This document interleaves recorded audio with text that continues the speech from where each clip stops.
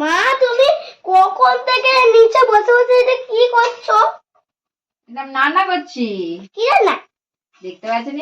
এই দেখ কি সুন্দর ঝুড়ি ভাজা। ঝুড়ি ভাজা করতে তারপরে খেয়ে আমরা তাই আমি আর দিদি শুধু খেয়েই যাচ্ছি পটপট করে। হ্যাঁ আমি করে যাই আর তোরা খেয়ে যা। তুমি খাবে না? আমি তো রাঁধুনি, আমি শুধু রান্নাই করতে থাকি আর তোরা শুধু খেতেই থাক। তুমি তো খাবে।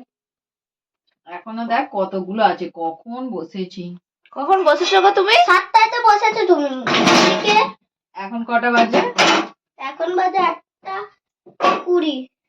তবে আবার করছে। শেষ করতে হবে তো এগুলো।